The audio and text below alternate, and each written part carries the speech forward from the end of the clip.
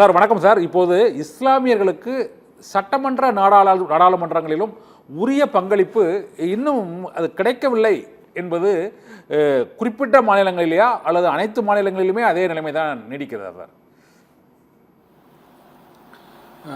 சத்தியம் தொலைக்காட்சி நேயர்கள் அனைவர்களுக்கும் என்னுடைய நெஞ்சார்ந்த வாழ்த்துக்கள். வருகின்ற ஜூலை 6ஆம் தேதி மதுரை மாநகரிலே மனிதநேய மக்கள் கட்சியின் சார்பாக ஒரு எழுச்சி மிகுந்த பேரணியும் அதனுடைய இறுதியில மாநாடும் நடைபெற உத்தேசித்திருக்கின்றோம். அதற்கான பணிகள் சிறப்பாக தமிழ்நாடு முழுவதும் நடைபெற்று வருகிறது. நீங்கள் குறிப்பிட்டது போல 2 கோரிக்கைகளை முன்வைத்து இந்த பேரணியும் மாநாடும் நடைபெறுகிறது. முதலாவது கோரிக்கை, அரசியல் அதிகாரத்தில் சிறுபான்மை முஸ்லீம்களுக்கு உரிய பங்களிப்பு தர வேண்டும். அடுத்த கோரிக்கை, ஒன்றிய அரசு நிறைவேற்றிய வக்ஃபு திருத்த சட்டத்தை திரும்ப பெற வேண்டும். அரசியல் அதிகாரத்தை பொறுத்த வரைக்கும் நீங்க கேட்டீங்க, குறிப்பிட்ட சில மாநிலங்கள்லயா இந்தியா முழுவதுமா அப்படின்னு கேட்டீங்கன்னா, இந்தியா முழுவதும் இந்த நிலை இருக்கின்றது. விடுதலை பெற்று 75 ஆண்டுகளுக்கு மேலாகிவிட்டது. மக்களவையில், அதாவது லோக்சபால முஸ்லீம்களுடைய பிரதிநிதித்துவம் 30 இடங்களை தாண்டி போனதில்லை. தற்போதைய மக்களவையில் 24 முஸ்லீம் உறுப்பினர்கள், 543 பேர்ல 24 பேர் தான் இருக்காங்க. இந்தியா முழுவதும் முஸ்லீம்களுடைய மக்கள் தொகை 15 விழுக்காடு. அந்த அடிப்படையில் 80 முஸ்லீம் எம்பிக்கள் இருந்திருக்க வேண்டும். இதே போல நீங்க பாத்தீங்கன்னா ராஜ்யசபாவிலும் கூட மிகவும் குறைவான எண்ணிக்கையில தான் முஸ்லீம் நாடாளுமன்ற உறுப்பினர்கள் 200 சொச்சம் ராஜ்யசபா எம்பிக்கள்ல ஒரு 15 பேர் மட்டும்தான் முஸ்லீம்களா இருக்காங்க. இது தவிர இந்தியா முழுவதும் உள்ள சட்டமன்றங்கள்ல சுமார் 7000 சொச்சம் எம்எல்ஏக்கள் இருக்காங்க. அதுல நீங்க பாத்தீங்கன்னா 7.16 விழுக்காடு மட்டும்தான் முஸ்லீம் எம்எல்ஏக்கள் இருக்கக்கூடிய ஒரு நிலையை பார்க்கின்றோம். இது மட்டும் இல்லாம நீங்க உள்ளாட்சி மன்றங்கள்லயும் இதே நிலைதான் நீடிக்கின்றது. எடுத்துக்காட்டாக சொல்ல வேண்டும் என்றால், சென்னை மாநகராட்சியை பொறுத்த வரைக்கும் சென்னை மாநகரில் முஸ்லிம்கள் 10 விழுக்காடு வாழ்ந்து வருகிறார்கள். 200 கவுன்சிலர்களை கொண்ட சென்னை மாநகராட்சியில 10 விழுக்காடுனா 20 கவுன்சிலர்கள் இருக்க வேண்டும். ஆனால் 4 பேர் தான் இருக்காங்க.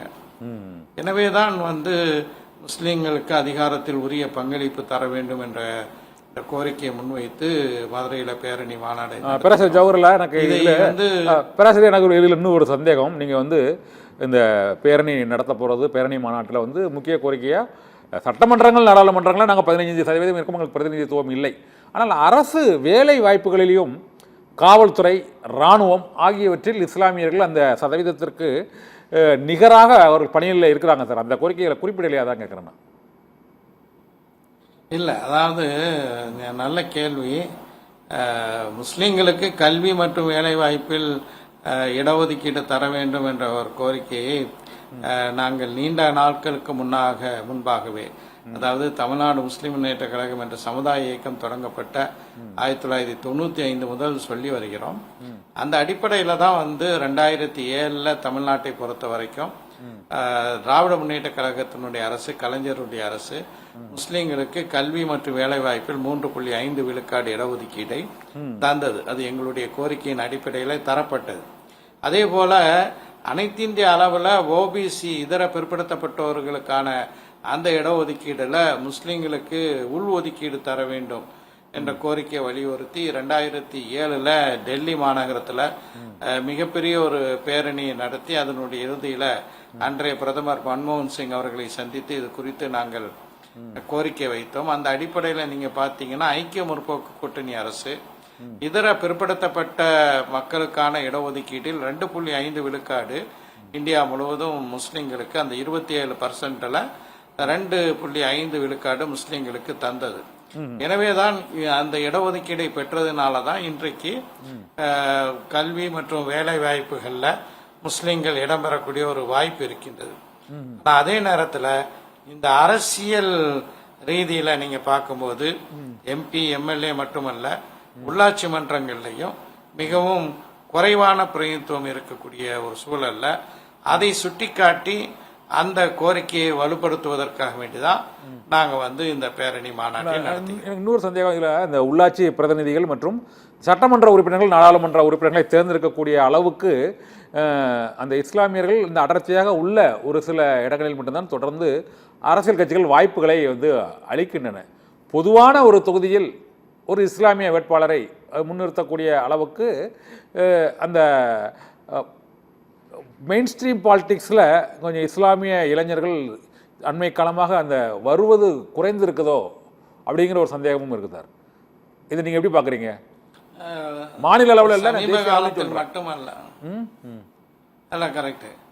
தேசிய அளவில் அதைத்தான் மிக தெளிவாக நீதியரசர் ராஜேந்தர் சச்சார் அவர்கள் தலைமையில் முஸ்லிம்களுடைய கல்வி வேலை வாய்ப்பை குறித்த நிலையை ஆய்வு செய்வதற்காக வேண்டி மன்மோகன் சிங் அரசு ஒரு குழுவை அமைத்தது. அந்த குழு தன்னுடைய அறிக்கையை சமர்ப்பித்தது. அந்த குழுவில் மிக தெளிவாக ஓரங்கட்டல் அப்படிங்கிற ஒரு வார்த்தையை பயன்படுத்துகிறார். அதாவது அரசியல் அதிகாரத்துல இந்த ஓரங்கட்டலின் காரணமாகத்தான் கல்வி மற்றும் சமூக நிலையில பின்தங்கி இருக்கிறாங்க அப்படிங்கிற ஒரு கருத்தை வந்து சொல்றாங்க. ஆனா வந்து நீங்க வந்து சர்வதேச அளவுல நீங்க பாத்தீங்கன்னா ஐநாவினுடைய UN declaration on minority rights, அதாவது சிறுபான்மையினர்கள் உரிமைகளுக்கான ஐநாவுடைய பிரகடனம் ஒரு நாட்டில சிறுபான்மை மக்களுக்கு அரசியல் அதிகாரத்துல உரிய பங்களிப்பு கொடுப்பது மிக மிக அவசியம் என்று குறிப்பிடுகிறது. அதே போல இன்னொரு ஐநாவினுடைய ஆவணம் international covenant on civil and political rights, அதாவது சிவில் மற்றும் அரசியல் உரிமைகளுக்கான சர்வதேச உடன்பாடு. அதுலயும் வந்து மிக தெளிவாக ஒரு நாட்டில் சிறுபான்மை மக்கள் வாழும்போது அவர்களுக்கு சட்டமேற்றக்கூடிய அவையில உரிய இடங்களை தர வேண்டும், அது மிக அவசியம் என்று குறிப்பிடுகிறது. இருந்த போதினும் கூட நீங்கள் குறிப்பிட்டது போல முஸ்லிம்களுக்கு அந்த வாய்ப்பு வழங்கப்படுவதில்லை. இத்தனைக்கும் நீங்க பாத்தீங்கன்னா வாக்குச்சாவடிகளுக்கு சென்று சரியான முறையில வாக்கு உரிமையை செலுத்தக்கூடிய ஒரு சமூகமாக முஸ்லிம் சமூகம் விளங்குகிறது. இது இந்த கட்சி அந்த கட்சி என்று பிரிச்சு சொல்லல. நான் கேட்குற கேள்வி சந்தேகம் என்னன்னா, அவங்க இந்த முஸ்லீம் லீக் தொடர்பான கட்சிகள், இது ஜம்மு காஷ்மீரில் இருக்கட்டும், உத்தரப்பிரதேசத்தில் இருக்கட்டும், மேற்கு வங்கத்தில் இருக்கட்டும், இது தமிழகத்திலாக இருக்கட்டும், இந்திய யூனியன் முஸ்லீம் லீக், மனிதநேய மக்கள் கட்சி உள்ளிட்ட அந்த கட்சி, அந்த மதம் சார்ந்த அந்த கட்சிகளிலேயே அவர்கள் பெரும்பான்மையாக இணைவதால் அந்த ஒரு இடம் 2 இடம் அல்லது 5 இடம் 6 இடம் அப்படிங்கிறது ஒவ்வொரு மாநிலத்திலும் அது வேறுபட்டு அவர்களுக்கு அது வழங்கப்படுகிறதோ. அவங்க இந்த மெயின் ஸ்ட்ரீம் பாலிடிக்ஸில் ஒரு பிரதான கட்சியில் பொது பொது பொது இது பொதுமக்களோட இணைந்து, பொதுவான கட்சிகளோடு இணைந்து அவங்க பணியாற்றுவதில் இப்போ அந்த அது குறையுதோ, ஏற்கனவே இருந்ததை விட இப்போ குறையுதோங்கிற கேள்வி தான் இருக்குது. அதான எழுப்புறேன். இல்ல, அதாவது இன்னைக்கு சரியான சந்தேகம். இன்னைக்கு இந்தியாவில் அதிகமான முஸ்லிம்கள் வாழக்கூடிய மாநிலங்களில் ஒன்று உத்தரப்பிரதேசம். அங்க நீங்க பாத்தீங்கன்னா நீங்க சொல்லக்கூடிய தமிழ்நாட்டில் இருக்கிற மாதிரி மனிதநேய மக்கள் கட்சியோ முஸ்லீம் லீக்கோ அங்க கிடையாது. அதே போல நீங்க இன்னும் அதிகமான முஸ்லிம்கள் வாழக்கூடிய ஒரு மாநிலம் மேற்கு வங்காளம். அங்கும் வந்து முஸ்லிம் கட்சிகள் எதுவுமே கிடையாது. ஆனாலும் கூட இது போன்ற பெரிய மாநிலங்கள்ல, அதே போல பீகாரையும் நாம் சேர்த்து சொல்லலாம், அங்கெல்லாம் பாத்தீங்கன்னா வந்து இதே நிலைதான் இங்க தொடர்ச்சியாக நீடிக்கின்றது. சரி, இந்த